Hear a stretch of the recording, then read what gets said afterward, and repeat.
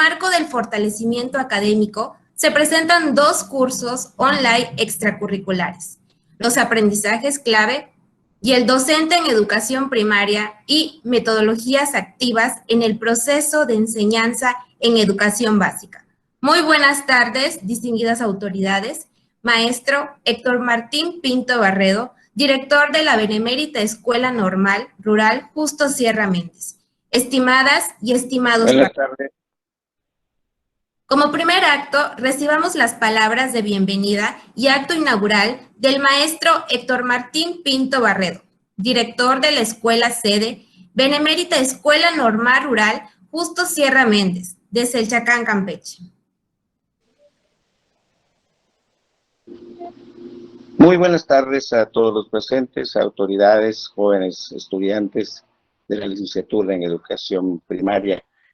Primeramente, pues quiero manifestar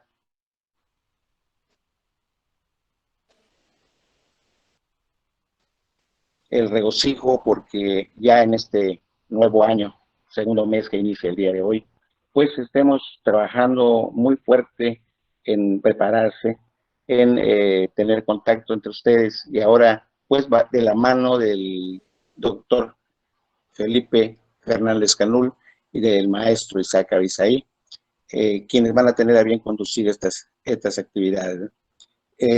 Mis mejores deseos, jóvenes alumnos, para que en esta etapa en la que la pandemia pues no nos quiere dejar, de repente pues como que está minorando, pero pues luego vuelve a recrudecerse, pues que no desperdicien ningún espacio como el que ahorita ustedes están aprovechando para aprender, para compartir sus aprendizajes, sus experiencias. En este caso, pues hablaríamos de los aprendizajes claves, que tan importante es que el maestro domine para poder ser eficiente en su trabajo. Les felicito y con sin más preámbulo, pues damos por iniciar estas jornadas académicas, siendo las 5:07 de la tarde del día 1 de febrero del 2021. Que sea de mucho provecho para todos ustedes.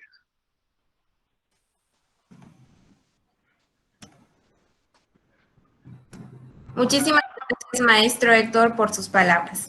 En estos momentos se dará aspectos generales al desarrollo de los cursos y el tema el uso de metodologías activas en el aula, a cargo del maestro Isaac Abisaí Hernández Mijangos.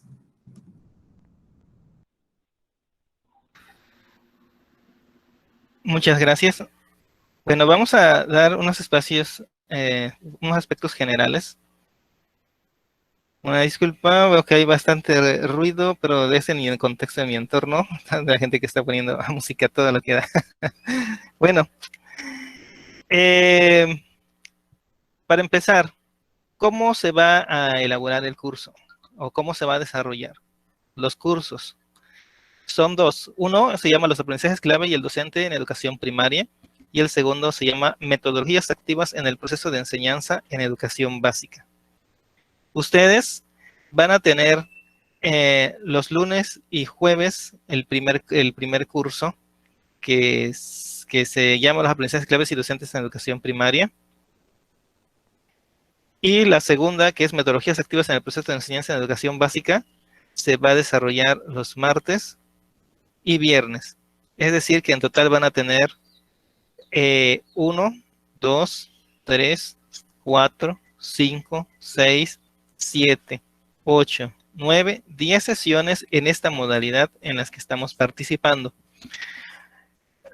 La buena noticia de esto es que en cada una de estas sesiones a través de Google Meet no van a ser monótonas, sino al contrario, van a volver a saludar y tal vez a algunos a conocer a algunos que son maestros de educación primaria, en otros casos quienes fungen como director y otros que son supervisores de zona, con la finalidad de que cada uno de los temas que ustedes ya tienen en su archivo en PDF, si ya lo descargaron, para ir desarrollando.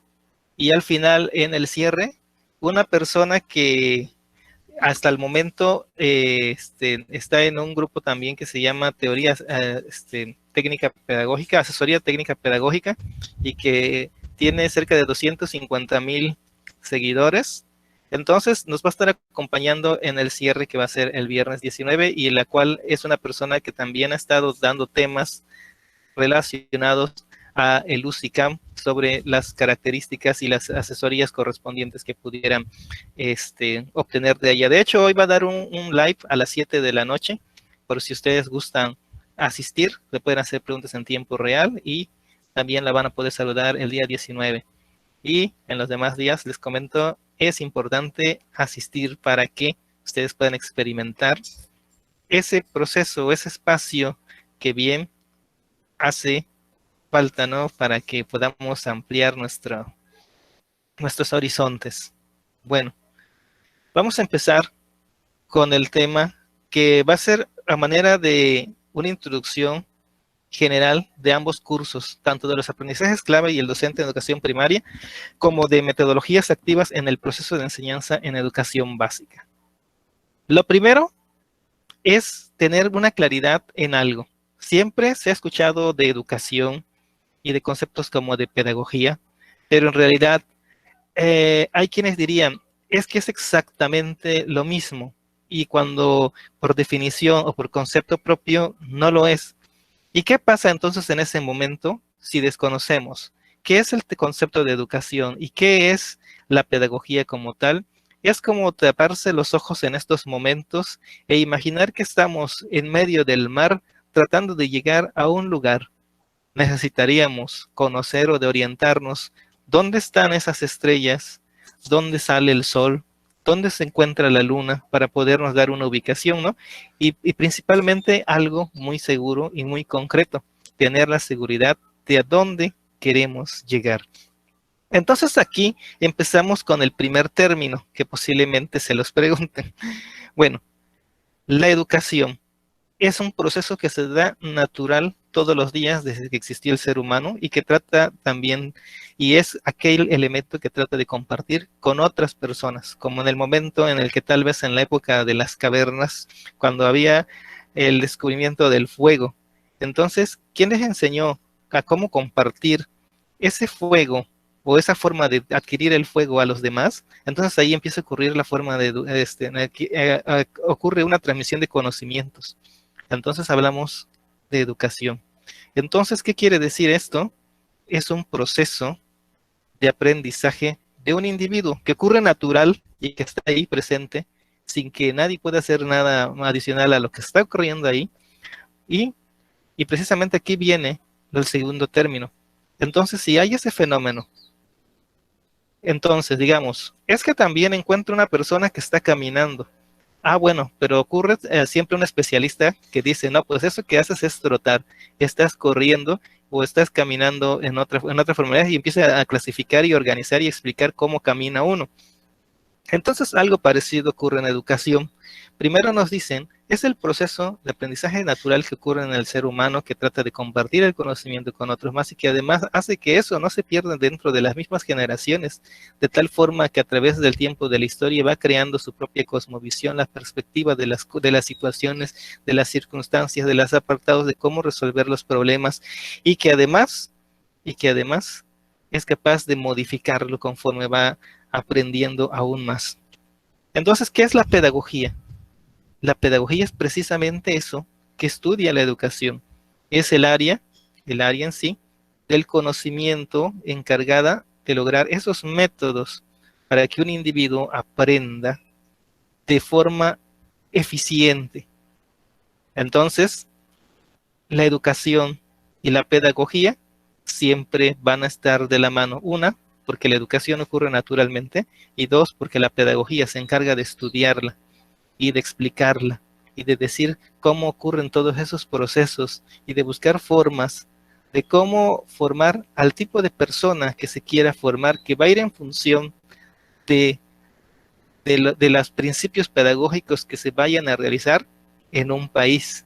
Y esos principios pedagógicos no derivan de un nada, sino corresponde a la necesidad de formación ocasionada en la mayoría de las explicaciones por las circunstancias de la distribución global del trabajo, en la cual existe un órgano que se llama la UNESCO, que aporta una serie de recomendaciones a cada país para que vaya generando esos tipos de principios pedagógicos y vaya encaminando sus reformas educativas hacia esos rumbos, para que tenga alguna forma de engranaje y funcionalidad con toda esta gran globalización o mecánica que está aconteciendo.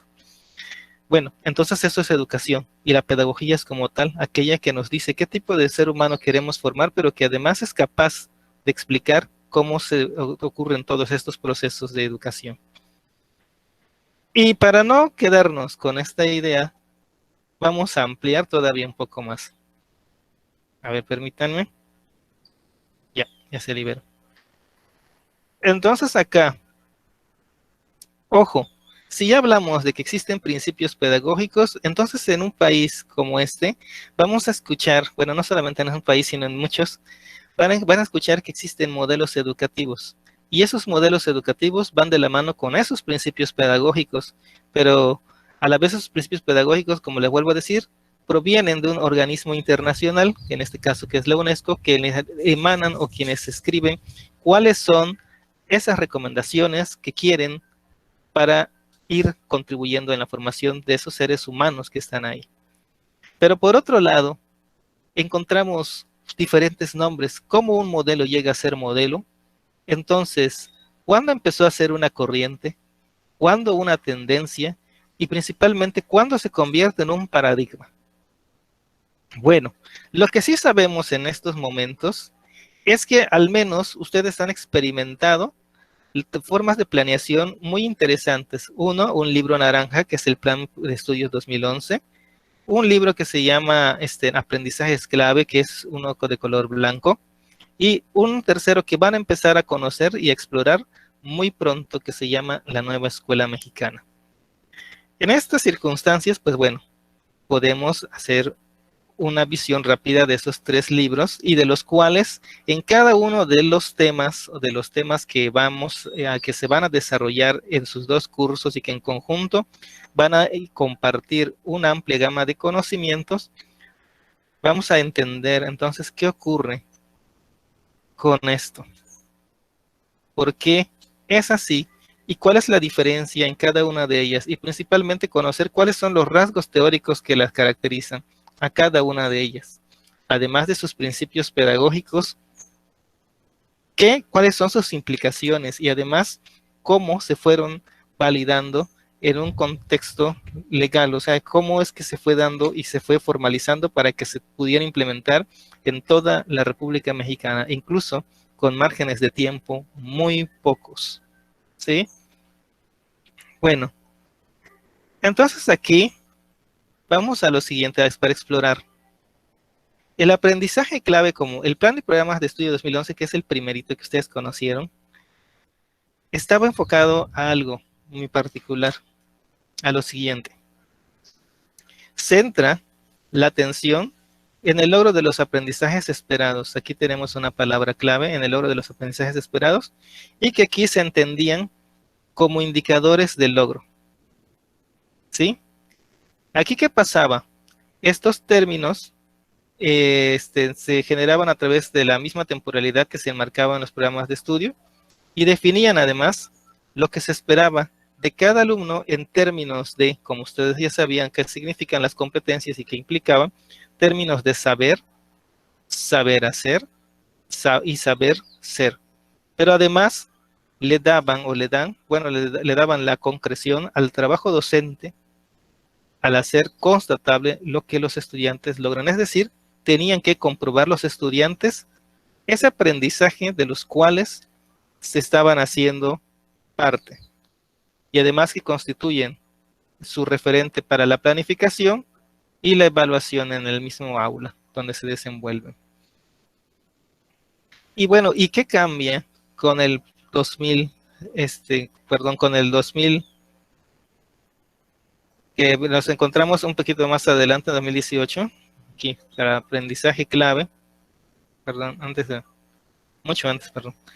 Un aprendizaje clave, en cambio, cuando surgió este tema de los aprendizajes claves, aquí si ustedes notan, se maneja de otra forma la redacción. Dice, el aprendizaje clave, un conjunto de, 1, conocimientos. ¿Qué más? También de prácticas. Pero ¿qué más? De habilidades. Es decir, que aparte de que lo tenías que saber, lo practicabas y además tenías que tener la posibilidad de generar esas habilidades para convertirlas en actitudes propositivas y valores que contribuyan a la sociedad, ¿sí? Y que sustancialmente hacen que el ser humano, o el que en este caso el estudiante, tenga un crecimiento integral, los cuales, pues en este caso, se esperaba que se le da mucho auge a que se desarrolle en la escuela, y que en caso de que no se aprendan en la misma escuela, dejarían muchos vacíos existenciales, podríamos decir, muchas carencias difíciles de cómo compensar esos aspectos tan cruciales que se pudieran encontrar en la vida. ¿Sí?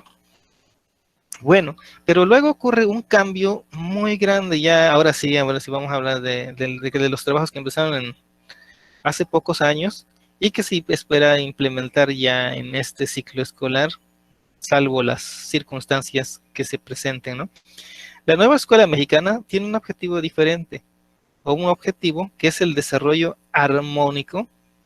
Aquí viene la palabra clave de todas las facultades del ser humano, así como también el fomento del respeto de los derechos, de las libertades y de una cultura de paz y solidaridad internacional, es decir, el bienestar del ser humano. Entonces, al parecer, la redacción de entre la primera a la segunda opción podría decirse, pero es que hace uso de competencias, pero si nos damos cuenta, hay sus variantes. En esta se le da un auge, donde hay aprendizajes claves que son necesarios, que se abordan desde la escuela, para que el ser humano tenga esa posibilidad de conocer, además de practicarla, de desarrollar habilidades con esos conocimientos para generar actitudes que puedan afrontar los retos que se le presenten en cada día y compartir los valores con esos seres, con esas personas que estaría siendo partícipe, ¿no? Mientras que en un plan de estudios de 2011 vemos que hay indicadores de logros, donde en un periodo de tiempo, una temporalidad, se establecía con mucha certeza qué es lo que se sabe, qué es lo que debe de saber hacer y saber ser. Además de que en esta tenía que ocurrir precisamente una forma de comprobar que realmente el estudiante sabe lo que le estás enseñando en ese tiempo. Entonces, aquí había obligatoriamente y una condición de que ocurra un referente alusivo a esto, porque hay fechas que estén impactando de forma directa en la planificación y que además se refleje en la forma de cómo se está evaluando en el aula. La Escuela Nueva Mexicana, en consecuencia, si los vemos un poco más desarrollado, más profundo, porque ya no solamente dice hay que saber hacer y saber ser, y además tienes que desarrollar conocimientos, prácticas, habilidades, actitudes y valores, ¿no? Aquí te dice otra situación, algo diferente, ¿no? Dice hay que desarrollar de forma armónica todas las facultades del ser humano, ¿sí? Así como reconocer que tiene derechos, que también libertades, pero que tiene que hacer parte de reconocer a los demás con sus diferencias y con sus posibilidades y ser una persona inclusiva, pero también equitativa y justa. Entonces, que propicie y que predisponga hacia una solidaridad internacional. Entonces, aquí vemos una comparación express de los 3 programas o planes y programas de estudios que también implicaron modelos educativos. Perdón, este es el 3 y este es el 2. Bueno, de todas formas la presentación se les va a dar, no se preocupen si va bastante fluido, ¿no? Bueno, ahora vamos a la siguiente. Para poder comprender cómo funcionan los modelos educativos, los planes y programas de estudio también, porque de ahí derivan. Entonces, hay que saber qué es un modelo pedagógico y cuál es la diferencia con sus otros conceptos. Estos otros conceptos van a ser qué es una tendencia, qué es un enfoque, qué es una corriente, ¿qué es un paradigma? Y si no los tengo, estaría navegando, como les comento, en un mar sin rumbo, con la posibilidad de extraviarme y no saber a dónde llegar. Bueno, la teoría pedagógica entonces, si retomamos todo lo anterior, quiere decir que tiene supuestos, tiene valores y tiene creencias, porque esos son los elementos que la constituyen. Pero si tiene esto, entonces le hace posible al profesor que pueda conceptuar todo lo que vive cada día en el aula y que además sea capaz de interpretar esas situaciones que se le presentan a cada día. Y si lo logra interpretar, quiere decir que es capaz de cuestionar por qué ocurre, por qué se presenta, cuál es la causa de esto. Entonces la trata de explicar. Entonces, ¿qué hace esta posibilidad si la puede conceptualizar y le puede dar nombre a cada uno de esos eventos o fenómenos que ocurren en cada momento? Porque incluso hay teorías que sirven para impulsar sus explicaciones de causalidad. Entonces es posible que el profesor o el docente pueda explicarla, investigarla y que además la pueda transformar, no solamente dejarla en conocer por qué es así, sino que además pueda generar o propiciar cambios a través de esa fuerte iniciativa que debe despertar. Entonces, ¿qué es posible? Si puedo conceptualizarla, puedo interpretarla, me permite, uno, investigarla, es decir, conocerla, y si la conozco la puedo transformar. Y entonces, ¿qué quiere decir esto? Que puedo ordenar toda la información para hacerla sistematizada, es decir, le puedo dar un sentido lógico, coherente, algo que me permita a mí hacer estas acciones, investigar y transformar. ¿Y para qué quiero investigarla y para qué transformarla? Con un objetivo muy fuerte, que es construir o que sea parte de mi práctica educativa e irla implementando junto con esos descubrimientos para hacerme mejor docente y hacer de todo lo que me rodea un mejor espacio para aprender. Entonces, ¿qué hago?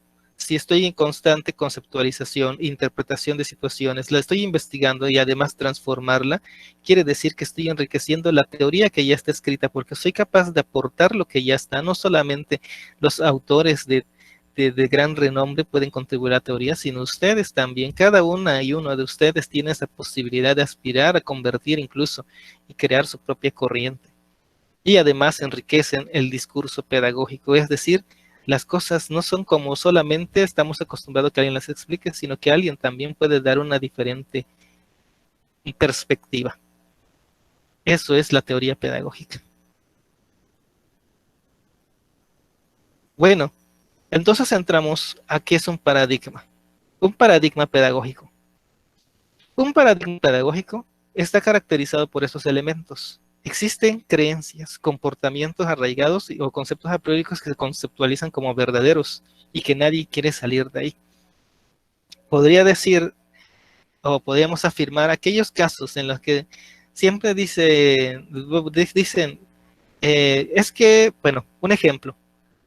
Había en una ocasión un aula y los niños que estaban presentes ahí siempre estaban acostumbrados a que el docente les explicara de una forma muy curiosa y graciosa las cosas en cómo se deberían hacer. Y entonces lo que hacía el niño era tratar de entender lo que explicaba para poder replicar lo que le enseñaba.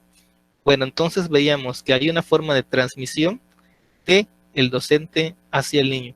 Y mientras ocurre, llega otro docente tal vez más joven, alguna o alguno de ustedes, y decía, es que yo quiero hacer que los niños generen sus propias problemáticas haciendo uso de la suma y multiplicación, y que entre ellos generar juegos para que ellos puedan descubrir la forma de resolver los ejercicios de una forma natural que luego ellos de forma inductiva puedan construir en aspectos muy concretos para que vayan a crear aprendizajes, ¿eh? Ojo, ahí estaríamos hablando de un modelo de escuela activa. Entonces, ¿qué ocurre aquí? Entonces, todos los demás, y lo que no mencioné anteriormente, y todos los demás maestros o docentes que estaban acostumbrados a hacerla de esta forma transmisiva, no eran solo uno, sino eran el 99.9% de todos los demás. Y cuando llegas, estás haciendo una transformación muy fuerte y en consecuencia, ¿qué ocurre? Ah, es el nuevo o la nueva, ¿no? Es, como decían, es otro tipo de maestro. Entonces, ¿qué ocurre? Hay un paradigma, las formas en cómo están entabladas, en cómo se están normalizadas, en cómo están explicitadas y la forma en cómo están siguiendo el mecanismo para poder enseñar, pese a que los nuevos modelos educativos digan muchas pautas para que sea a través de un sistema centrado en el que está aprendiendo, para que se pudiera aprender, pero vemos que la práctica en la escuela ocurre otra situación. Bueno, es un ejemplo, no quiere decir que sea así en todos lados, sino es un ejemplo que estamos diciendo.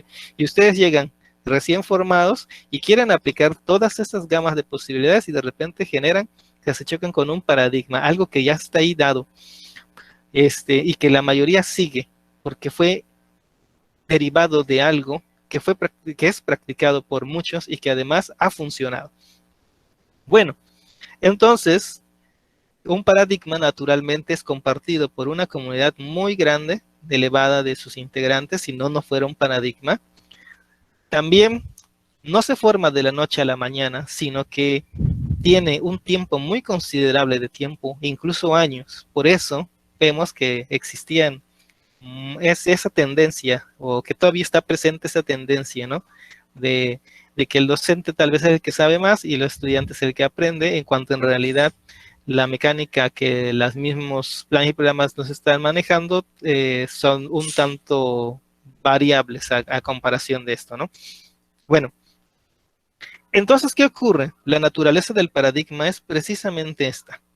No es fácil de cambiar por otro, y esto sería la explicación de por qué cuando llegaron ustedes como nuevos o nuevas a una escuela, genera una resistencia muy notable.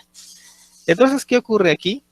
Que un paradigma va a tener esas cualidades y que además un paradigma no está por sí solo atribuido como algo funcional porque solamente lo practican las personas, sino que tiene un sustento teórico muy fuerte y que además de acompañar ese sustento teórico está matizado de la ideología de todos aquellos quienes lo están practicando o de las personas que la están integrando. Bueno, vamos a continuarle. Entonces aquí encontramos algo curioso. Dicen que el paradigma en la pedagogía puede aplicársele a las siguientes palabras, en un enfoque, a un modelo o a una misma corriente pedagógica. Entonces aquí quedamos en las mismas. Bueno, ya sé que es un paradigma, es algo que no puede que no con facilidad se cambia, porque es practicado por muchas personas, que está ahí porque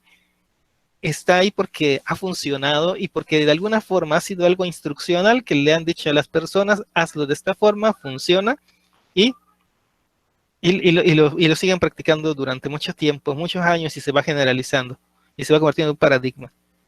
¿Quieres cambiarlo? Es un reto, porque va a haber la resistencia, pero no la imposibilidad. Bueno, entonces, en consecuencia, puede ser cualquiera de estos tres, un enfoque, una corriente pedagógica o un modelo. Entonces, ¿qué pasa aquí? Goza o ha gozado por naturaleza mucha aceptación y aplicación en un sistema educativo que es socialmente reconocido, es decir, que es aceptado, es reconocido, es querido por esto. Entonces, por eso es un paradigma. Vamos a poner un ejemplo muy claro para tratar de inducir a la definición de un enfoque, de un modelo y de una corriente pedagógica. Si hablo de el constructivismo, por ejemplo, el constructivismo no puedo olvidar que empezó como una corriente al inicio. Fueron adoptándolos, estaba construido por teorías y por prácticas y por continuos perfeccionamientos, que luego lo indujo a que se conviertan en un modelo. Es decir, que ya incluso no solamente ya era una teoría que estaba al aire, sino que además ya luego lo incluyeron en un plan y programa de estudios, que ya estaba en una fase de un diseño curricular y que es la forma en cómo se tiene que practicar para que el niño o la niña o el adolescente o la persona con la que estés trabajando logre aprender. Y entonces, ¿qué pasó? Tanto tiempo practicarlo que fue desplazando aquella generación que practicaba la forma tradicionalista y empezó a generar un nuevo paradigma, el paradigma del docente constructivista. Es aquel que decía, el conocimiento se construye con una constante equilibración. El niño siempre tiene que aprender algo nuevo para generar una crisis entre él y poder hacer parte de sí mismo este nuevo conocimiento y volver a generar este ciclo una y otra vez. Y para ello buscan diferentes formas que generan incluso tal vez necesidades o intenciones de motivación para poder aprender. Entonces el constructivismo hace uso de esta mecánica.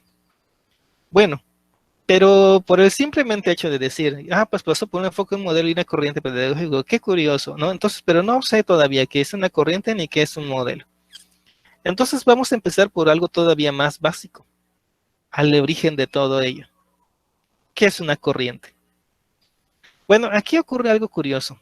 Las corrientes, pues como su mismo nombre lo dice, tiene que ser algo que sea una parte de una línea de pensamiento pedagógico, por el simplemente hecho de ser eso, una corriente.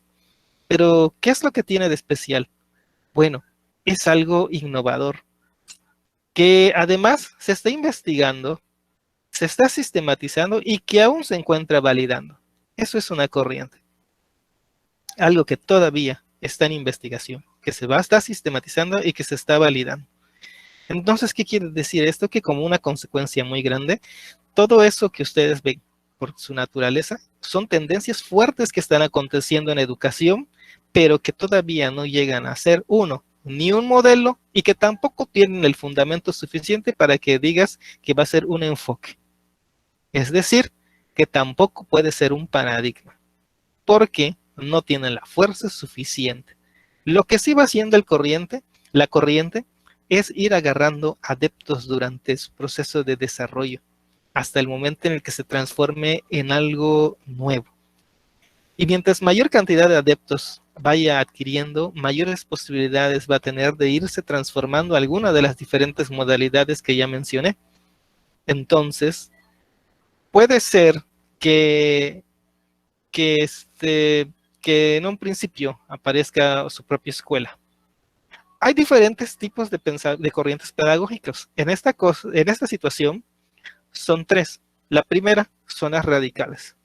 La segunda, las moderadas. Y la tercera, las innovadoras. Es decir, puedes generar una corriente si tienes esas atribuciones de estar investigando, de estar sistematizando y estar validando algo que te parezca a ti innovador en el contexto educativo y que tenga un fundamento funcional o que explique la causalidad o la razón de los acontecimientos educativos que acontecen, ¿no? Por ejemplo, digamos, no, pues tenemos una corriente pedagógica, ¿cuál? La de los alumnos de la normal de Selchecán. ¿Y cuál es esta corriente pedagógica? Buscaron que con hacer una serie de juegos con canciones, los niños y niñas aprendan a leer en el promedio de 2 semanas. Y ganaron al método presilábico y silábico y todos los demás que existen. Entonces, wow. Entonces va adquiriendo por su propia gama de posibilidades un atractivo, un interés, una motivación de todos los demás, va agarrando adeptos y además la van investigando, oye, ¿funciona esto? ¿Cuáles son las causas? Etcétera. La van sistematizando, van organizando todo lo que observan, la van haciendo con conocimiento científico y además van comprobando o refutando lo que va aconteciendo en estos casos. Y es como ocurren las corrientes y ustedes pueden hacer su propia corriente. Hay 3 tipos de nivel de corriente. La primera, que son las radicales. Cuando se proponen cambios profundos que incluso impactan en todo el sistema educativo o en la teoría que está ya la curricular puesta. Por ejemplo, aquí tenemos una que es muy reciente, la pedagogía liberadora, el romanticismo pedagógico y la pedagogía personalista. Hay otras también que son ya de un nivel moderado, cuando solamente buscan mejorar un aspecto muy particular de la concepción o la práctica pedagógica, pero muy particular. Un ejemplo de esta fue que ya existía el conductismo, bueno, vamos a mejorar ciertos aspectos del conductismo y le llaman neoconductismo, ¿no? Y en otros casos aparece, por ejemplo, la educación por proyectos y en otras pudieran hacer otra situación con otro nombre. En un tercer nivel podemos encontrar las innovadoras. ¿Qué ocurre en esta situación que presentan alternativas en educación? Como por ejemplo la educación, la convivencia basada en la biología de la educación o la pedagogía autogestionada. Estos son ejemplos, ¿no? Que ofrecen alternativas nuevas para poder lograr ciertos aspectos o fortalecer ciertos puntos muy particulares de alguna parte del educativo. Mientras que la primera, las radicales, sugieren cambios muy marcados, profundos dentro de algo que es una práctica educativa y que está en un contexto curricular incluso. Las moderadas dicen, no hay que ser tan radicales, vamos a sugerir en algunos puntos algunas mejoras o en algún punto muy particular, mientras que las innovadoras dicen, oh bueno, las radicales quieren cambiarlo todo, las moderadas se particularizan en algo. Nosotros podemos dar, este es el caso de las innovadoras, van dándole personalidad, las innovadoras nosotros podemos darles opciones para que puedan practicar y hacer de la educación algo novedoso, ¿sí?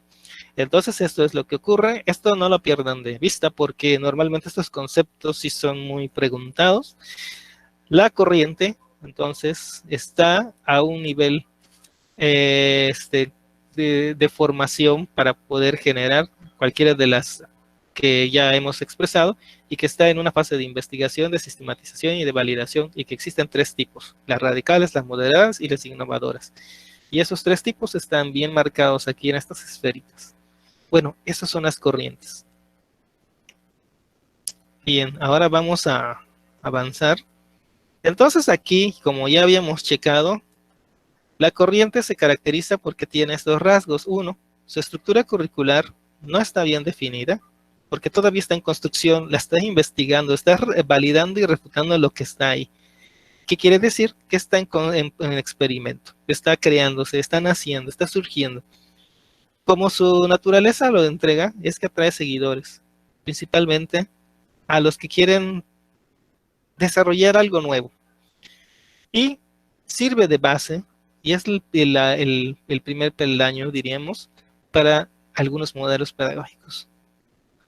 Y es demasiado flexible en comparándolo con un modelo o un enfoque, porque los otros ya no solamente están generando un experimento y una validación de la explicación de las cosas, sino que los otros ya hacen uso de un componente nuevo, que es el teórico. Bueno, vamos a irnos al de enfoque. Bueno, el de pedagogía aquí, que ya está visto, si ustedes revisan, aquí vemos que sienta las bases para futuros modelos, enfoques y paradigmas. Bueno,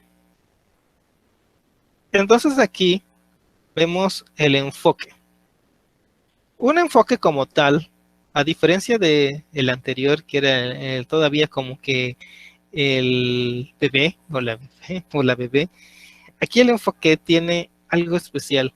Trata de concebir, de organizar, de realizar la educación y el aprendizaje, que pueda dar pauta o origen para el desarrollo de distintas aquí corrientes o modelos pedagógicos. Es decir, sumamos estas 3 esferitas de la educación y el aprendizaje. 1, la tratan de organizar. 2, la tratan de explicar o concebir o conceptualizar. Y 3, realizan la educación y el aprendizaje en sintonía con estos 2 puntos anteriores. Y entonces quedan un origen y fundamento a corrientes y modelos pedagógicos. Es como la antesala de todas de estos otros 2 componentes. Bueno, entonces estos enfoques provienen normalmente de teorías, ojo, que ya están construidas. A diferencia del anterior, que estaríamos hablando de la corriente. La corriente, en este caso, deriva de algo que se está experimentando, de algo que estás sistematizando y que aún estás validando. Mientras que un enfoque te está permitiendo para surgir a partir de teorías que ya están construidas, normalmente de psicólogos o sociólogos u otros investigadores en el campo educativo, que generalmente tienen un renombre muy marcado, y de los cuales empiezan a generar interpretaciones. Y estas interpretaciones las formulan las describen como criterios, como lineamientos, políticas y también estrategias pedagógicas. Bueno, eso es la diferencia con el enfoque, que si nos damos cuenta con una corriente, es bastante distinto. Bueno, aquí estaría bien explorar este punto. Dicen, los enfoques no son por principio concepciones y percepciones abiertas, flexibles e hipotéticas de la realidad educativa. Perdón, son por principio, son concepciones y percepciones que son abiertas, totalmente flexibles e hipotéticas de la realidad educativa. Entonces aquí podemos decir que permiten esos ajustes, las adaptaciones y las integraciones que podemos encontrar de distintas ciencias y de diferentes experiencias que surgen a través de la práctica en el salón todos los días, de la práctica educativa, conservando las características que la hacen ser propiamente ella dentro de su mismo análisis cuando se está estudiando. Bueno, entonces por acá encontramos particularmente esto del enfoque. El enfoque, a diferencia del anterior, que es más bien una investigación que acontece, esta está fundamentada por una teoría científica que nace de cualquiera, ya sea del aspecto psicológico, sociológico o por investigadores educativos, pero que a final de cuentas lo importante es que deriva de la investigación. Sí, como lo podremos ver, es una propuesta singular, pero que al mismo tiempo tiene una posibilidad de abarcar varios temas, varias situaciones con distintos grados sobre la forma en particular de algo muy concreto, cómo se debe de educar al ser humano. Y entonces también, bueno, en este caso, genera un tipo de escritura, donde se describen cuáles son sus principios, las políticas y las estrategias para ese diseño y la administración de un currículo. Entonces, sí, todavía esta es una perspectiva abierta, que entonces quiere decir que es flexible y que aún está en cuestionamiento una explicación de causal del porqué de las cosas. Y si todavía está en una fase de hipótesis donde se está preguntando las personas por qué es así, por qué ocurren, entonces va a permitir reformularse, replantearse, adaptarse durante el camino de su construcción. Pues como en cualquier naturaleza hay algunas personas que podríamos decir, no, pues es que es más flexible que el otro que conozco, entonces también pasa lo mismo con los enfoques, con estos elementos, porque hay unos que son más flexibles que otros. En algunos casos, aquí da el ejemplo como el humanista y el holístico. ¿Qué ocurre en este punto? Da origen a modelos y corrientes pedagógicas independientes. ¿Sí? Esto es lo que implica un enfoque. Bueno, ahora llegamos al punto principal y entonces esos libros que surgen y que tienen modelos y que están descritos ahí, ¿qué pasa? Precisamente es un esquema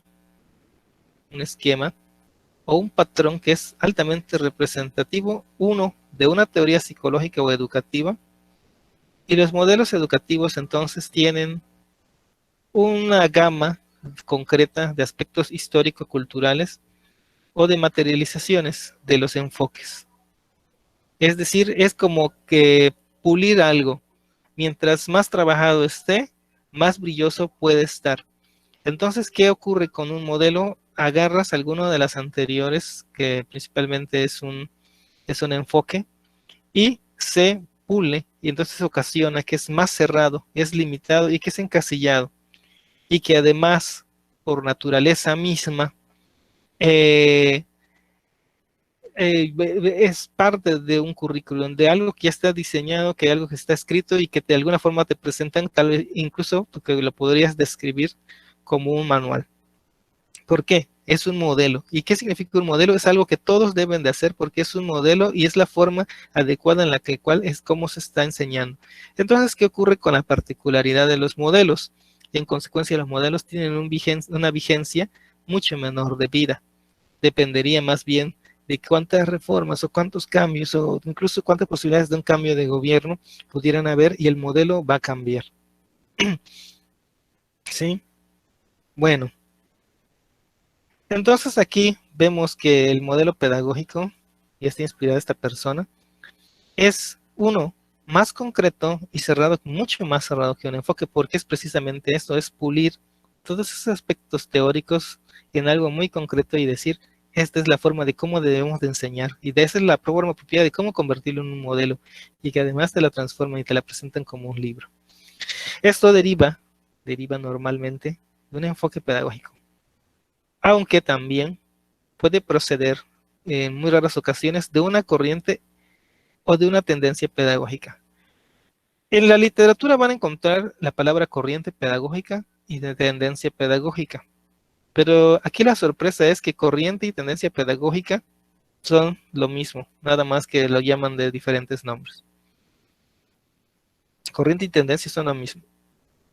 Enfoque, corriente y tendencia son lo mismo, enfoque pedagógico y un modelo y un paradigma son los conceptos necesarios para poder entender entonces todos los planes y programas de estudio. Y este modelo en consecuencia está orientado, evidente como su mismo nombre lo dice, pues lo tienen que practicar todos en su mayoría a la propuesta curricular más que una conceptualización educativa. No le interesa tanto definir qué pasa, sino ya pues, supuestamente ya la tiene definida y ahora trata de que todos practiquen esa metodología implicada dentro de esa justificación o un argumento teórico para que todos lo consideren como un modelo y vuelvan como una práctica en sí, tal como pasó con el constructivismo. Entonces la consecuencia es que pierde vigencia con mayor rapidez y a menos de que se transforme en un paradigma como lo fue la escuela tradicional en su momento, que nadie se quería desprender de eso. Bueno, es una forma muy generalizada, no se puede decir que nadie, ¿no? Pero sí era muy resistente a que las personas se alejaran de eso y que hasta la fecha, por algún misterio que todavía nadie puede explicar, se sigue la tendencia de que todos, o la mayoría, tiende a tratar de explicar únicamente y dejar al aprendiz a que trate de entender lo que el otro dice, ¿no? Entonces, lo que sí podemos decir un modelo que se sustenta en un enfoque de gran fortaleza científica y evidentemente un modelo no es compatible con otro modelo, siempre va a existir la resistencia, ¿no? Pues si es que yo soy un modelo, ¿por qué tengo que seguir a otro modelo? Entonces aquí viene a que un modelo difícilmente se integre a otro modelo diferente. Bueno, entonces esas son las definiciones que luego nos dan a entender, bueno, y entonces es esto lo que está aquí, de cuáles son las teorías que la comprenden, cuáles fueron las investigaciones que le dieron vida u origen a esto, cuál fue la explicación teórica a la cual forma su fundamento. Además de eso, cómo está construido el modelo y configurada la forma en cómo se debe practicar la educación y debe de ser enseñado el niño, la niña o el adolescente. Y además de esto, ¿y cuáles son los principios pedagógicos que maneja cada uno de estos modelos, estos planes y programas de estudio que obedecen en sí a un modelo educativo? En un principio, notamos la diferencia conceptual del 2011, del aprendizaje clave y de la escuela mexicana. Y si nos vamos viendo, observando con un poco mayor de intensidad, aquí vemos que se limitaba a lograr ciertos aprendizajes que pudieran ser comprobados en periodos o temporalidad espacial, mientras que en la otra decía, es que tiene que ser competente en la vida, pero que además de competente pueda desarrollarlas,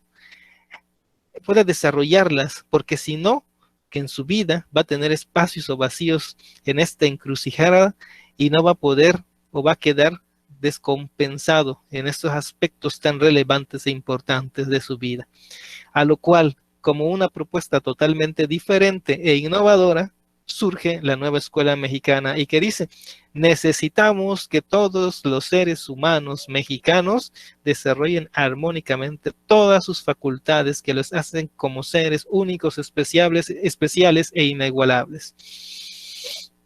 Y que además conozcan y que respeten e identifiquen la diferencia con el otro, pero que sean capaces de respetarlo y de convivir con él y con ella, y que sean capaces de evidenciar que existe la libertad y que además también debe de propiciar la cultura de la paz y principalmente una solidaridad internacional, pensando también en los principios que se esperan para el 2030, que hay una serie de propuestas que se pretenden alcanzar a nivel global en todo el mundo.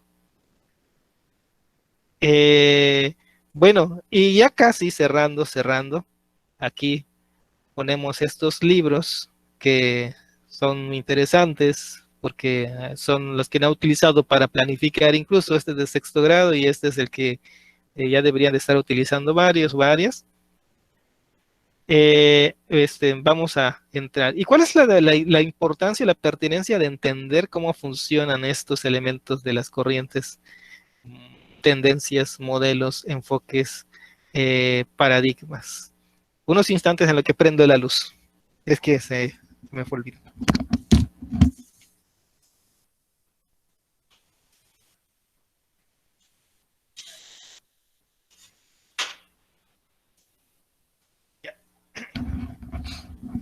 Bueno, ya regresé.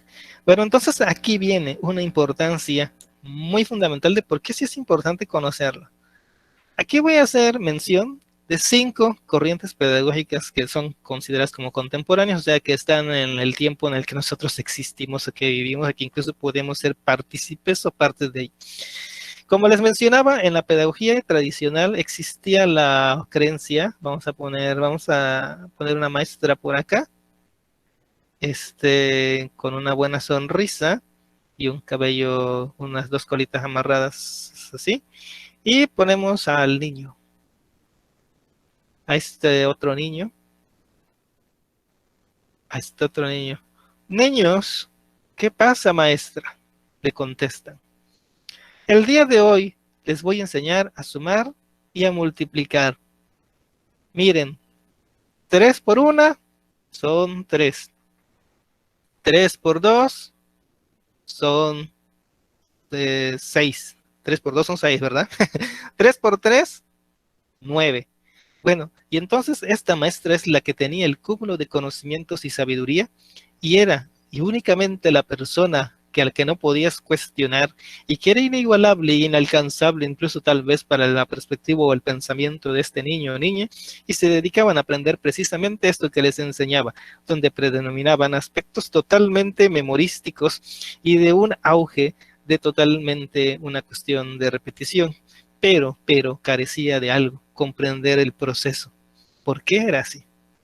Muy diferente cuando llega la pedagogía conductual. La pedagogía conductual se encargaba, ahí ese burro, vamos a presionar control Z, no, ya ese burro. Bueno, lo volvemos a pintar la cara. Sí, bueno, la misma maestra. Sí, bueno, y los niños.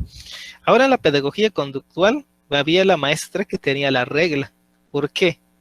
Bueno, o una varita. ¿Qué pasaba con los niños?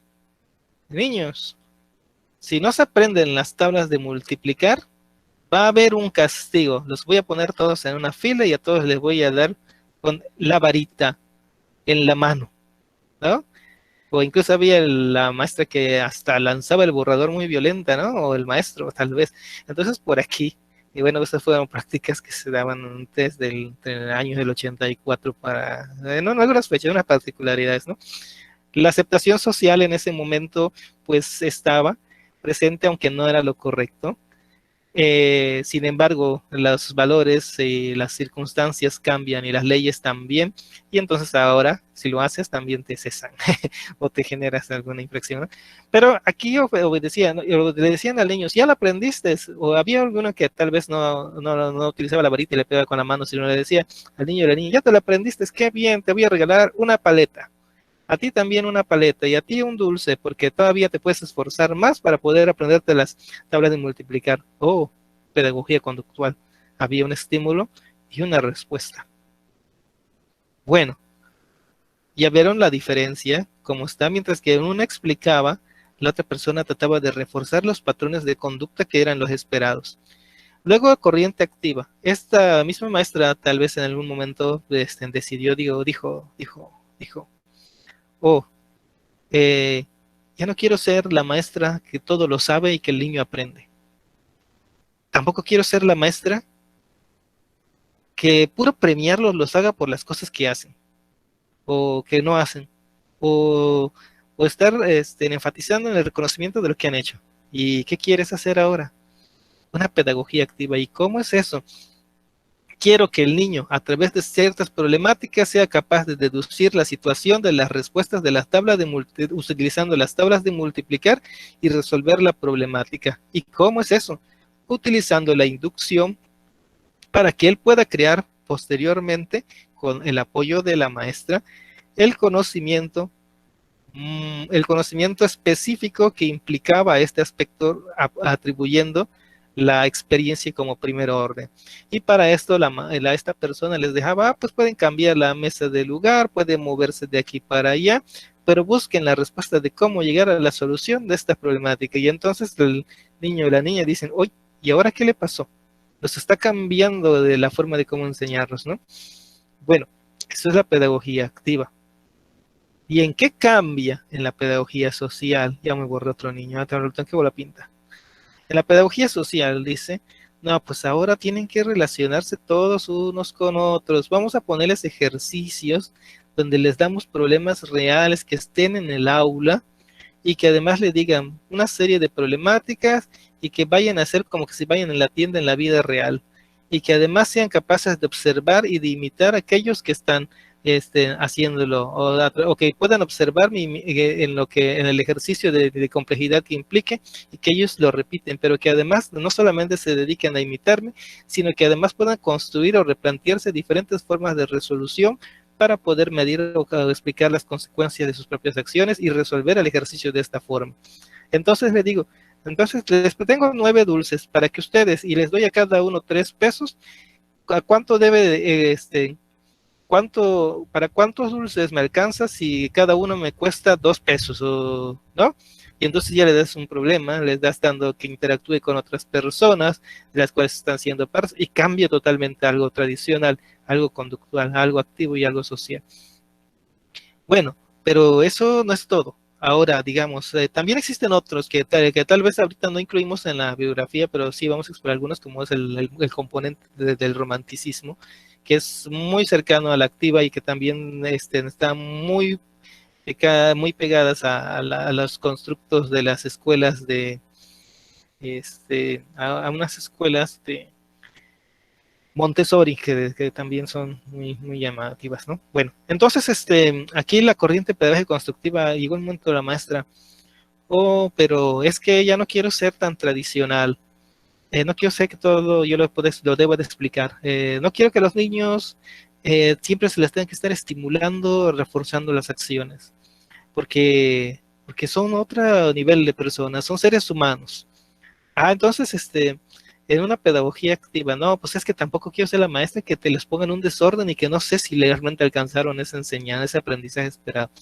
Y en la pedagógica social dice, pero es que no precisamente tiene por qué esta persona realizar todo el tiempo con espacios físicos e interactuando con personas, sino que además también este niño puede construirlo imaginando, simulando estos problemas desde su propio interior mental, generando la asimilación de nuevos conceptos y acomodándolos constantemente, y atribuyéndolos o induciéndolos a una crisis de equilibración, para que cuando les den resultado o definición, ellos no sean solamente capaces de aprender esto, sino que además puedan aplicar ese conocimiento junto con otros muchos más. Y aplico también en los ejercicios que impliquen el uso de las tablas de multiplicar, ¿no? Y pongo al niño. Entonces ya no necesita precisamente que incluso hayan estos materiales físicos evidenciables y presentables, ¿no? Sino que además que el niño que no solamente pueda hacer uso de esto, o sea, que sí pueda estar presente en un tiempo real, en un ejercicio real, pero que además por sí mismo sea capaz de pensar desde su propio mundo abstracto la resolución de esas problemáticas y de generarle una causalidad, de una explicación propia de acuerdo a su edad.